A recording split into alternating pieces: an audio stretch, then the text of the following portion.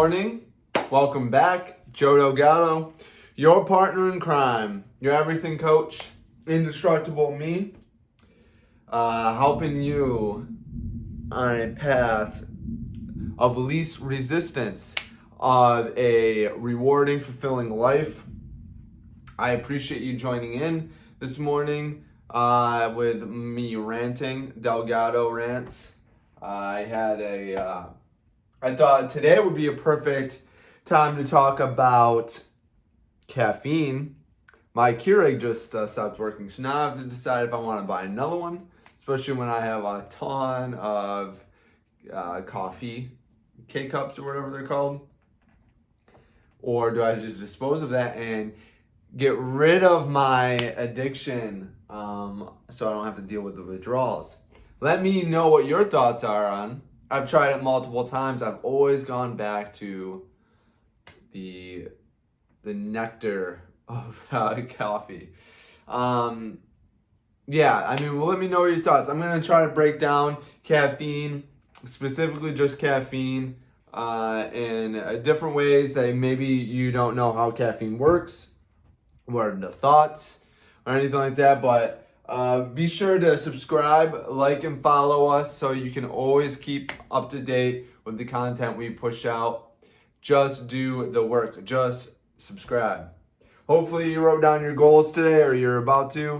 If you haven't done so, get the planner, your success planner. That's your future. It's going to change your life. Guarantee you. Guaranteed, it's going to change your life. You'll be able to see things clearly and be able to know where to go, how to do things, and create a plan to eliminate anything that's causing you friction to get to your goals and ambitions. Caffeine. What does caffeine do to your body? I think it's the second largest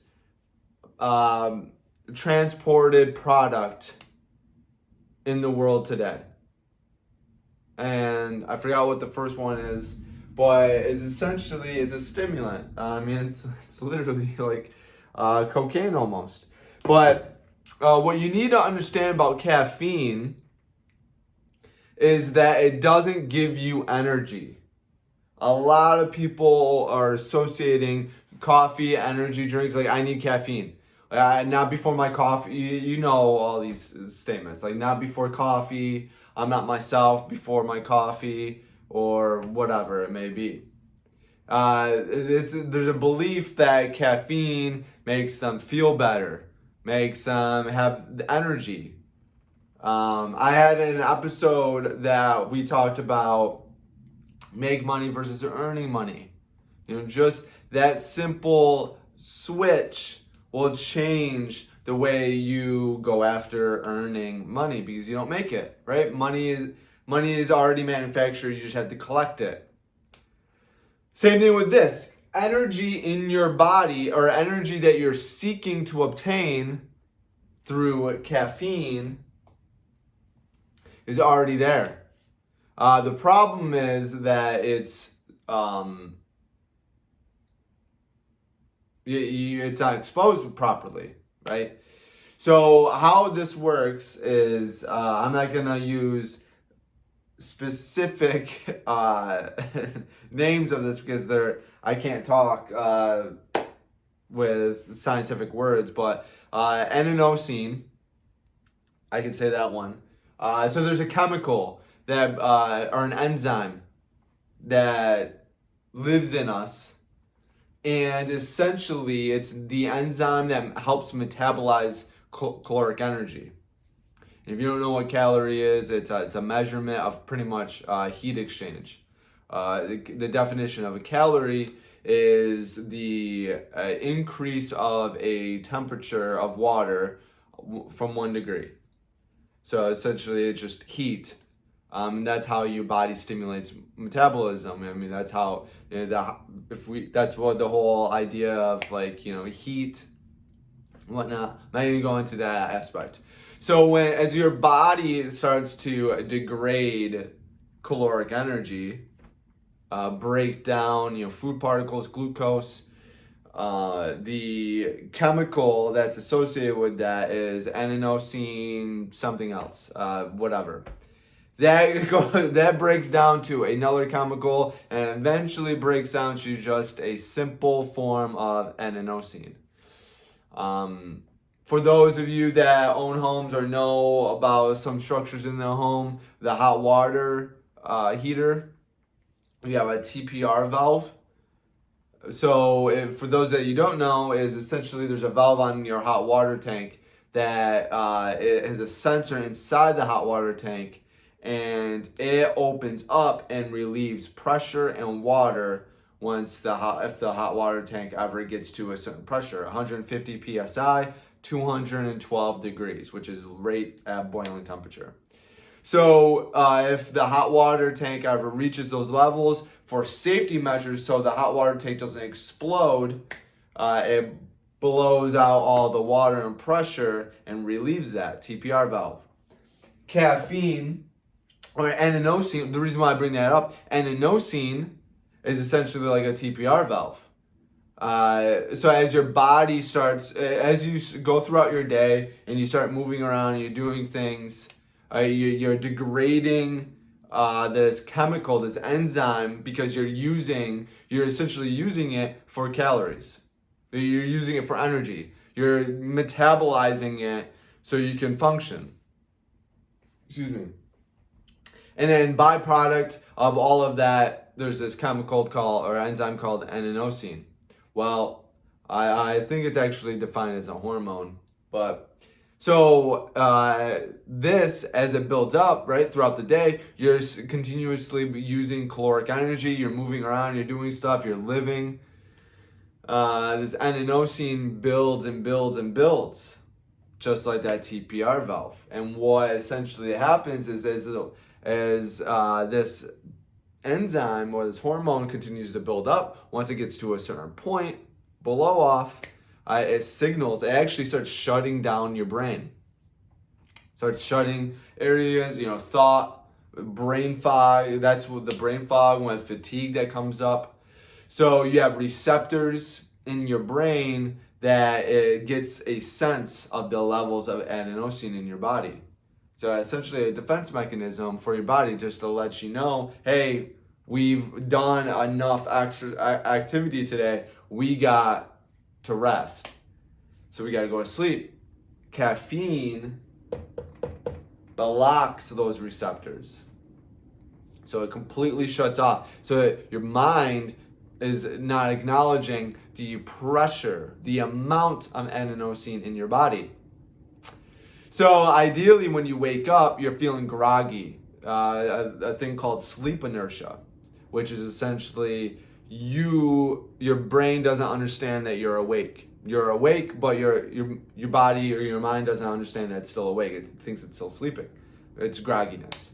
So you're waking up, you're groggy, you have the sleep inertia, you get caffeine in your body and immediately shuts out the receiving signal of N-inosine.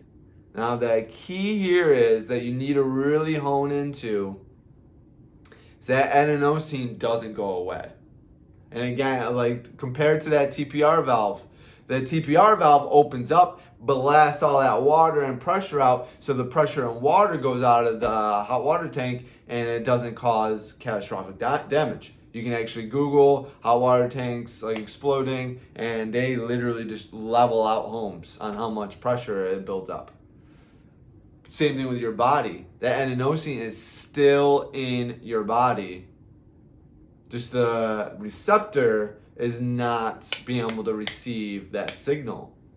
So yesterday's pressure is already there. Your body hasn't cleared it out, and it's still there. And then now you have a full day of using caloric energy, moving around, activities. More N-inosine is going to add into that bucket. More pressure, more fatigue. Literally, it will start eating away at your brain.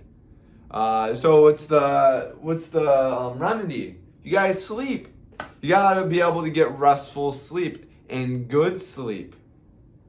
That's gonna be the biggest impact, because when you sleep and when you go into NREM, your deep delta wave sleep, that's going to be when your body cleans up all of that adenosine out of your body, out of your mind. And REM sleep, you have REM sleep, rapid eye movement, and you have non-rapid eye movement sleep. So you got cycles within those cycles within the cycles.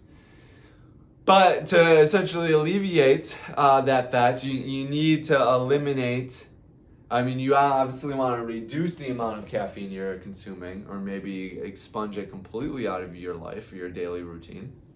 Right? I mean, we're drinking energy drinks now. We were drinking 5-hour energy, and we're drinking it throughout the day.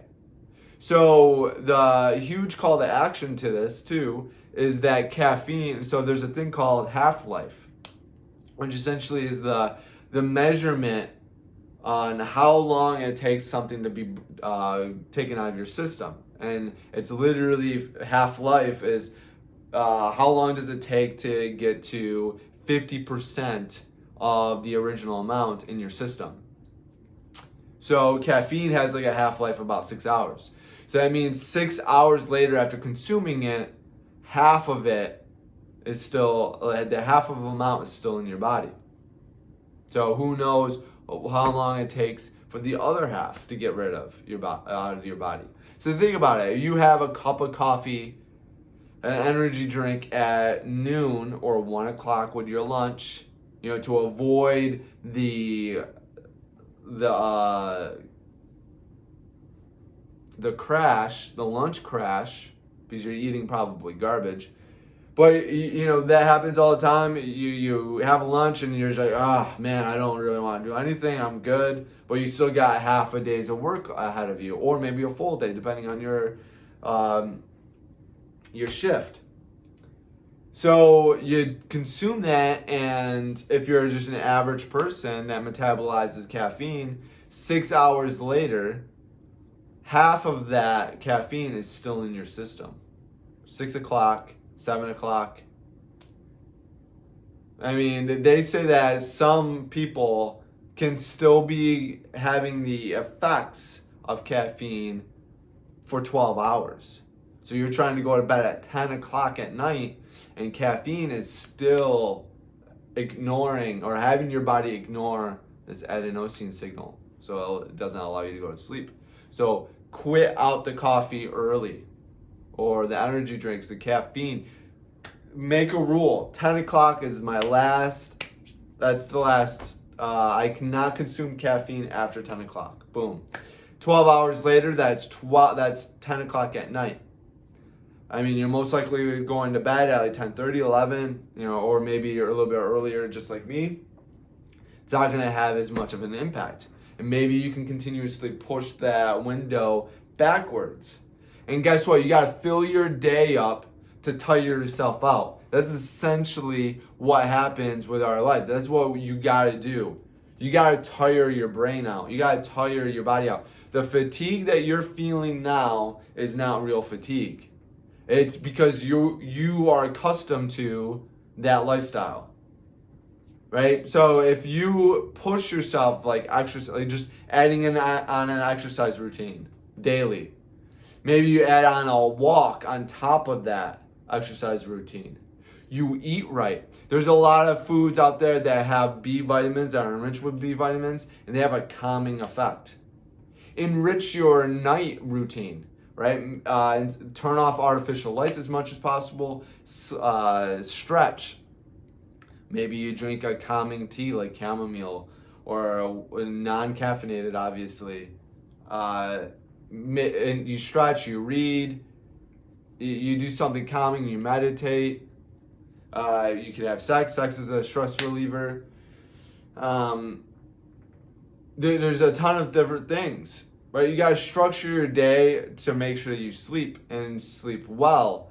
It's so impactful to sleep that 7 to 8 hours each night and have good, strong sleep rhythms, because that is going to dictate what you do for the other 18, 16 hours that you're alive each day.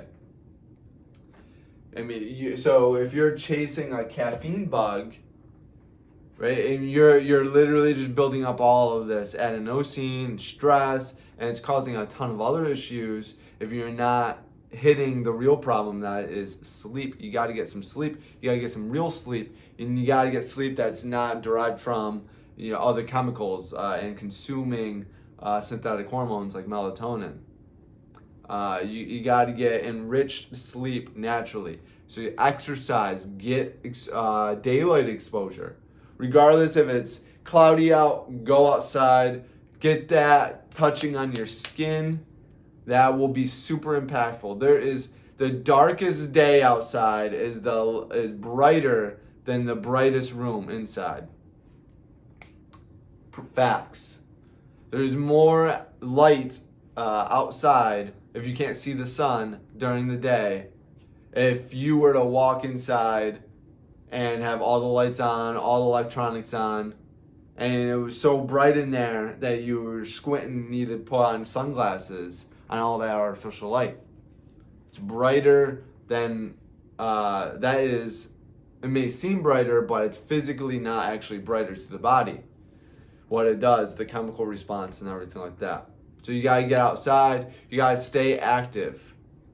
Your body's gonna be smart. If you are going through a daily routine and it involves sitting, sedentary lifestyle, office, sitting on a couch, sitting in a car, that's your body thinks that's how you live. Like that's the max amount of energy you need. So it's going to actually convince you that you're more fatigued than you actually are. So when you get fatigue signals and signs, all you gotta really do is get up and start moving, because that's gonna increase your body temperature. Again, like what I was talking about with calories, it's gonna stimulate your metabolic syndrome or metabolic rate. So that will actually start to use the stored energy that you have, from the food that you're eating, and that's going to cause more action. That's going to cause more great things to happen. And especially in the beginning, if you are not in an exercise routine now, and if you're not into like a healthy lifestyle right now, in the beginning you're going to be exhausted all the time because your body's not used to it. So you're going to be literally wiping your body of all its energy, fatiguing it out. And that's going to help you sleep and reduce the caffeine as much as possible. And do baby steps. Start with a window. Hey, 10 o'clock is my latest. Maybe you start out at noon. That's the latest. And then 2 weeks later, you bump it up to 11. And then 2 weeks after that, 10 o'clock. 2 weeks after that, 9. And then soon enough, you're just consuming maybe one cup or anything like that, which is not going to be damaging. It's not going to hurt. Black coffee is what I consume. I might add some salt in it, some electrolytes, but literally, black coffee would help, especially if you're going to try to do intermittent fasting, because it does suppress hunger, appetite. So it would be helpful. Or maybe you drink green tea instead of coffee, and you continue going through a healthier phase, which would be beneficial to you and future you. Let me know how much caffeine you're consuming. Let's change that mind. Right? It doesn't give you energy. It just eliminates a chemical that tells you you're fatigued. And the reason why that chemical is there is because you're not sleeping well. Once you put in a good sleep rhythm, that chemical goes away and you will feel natural energy all the time without caffeine. Let me know your thoughts. Thank you again for joining in. Truly appreciate it. Joe Delgado, Indestructible Me. Find us, subscribe, share us out. Let's get the word out. Let's change the mind, and we change the world. Always be great.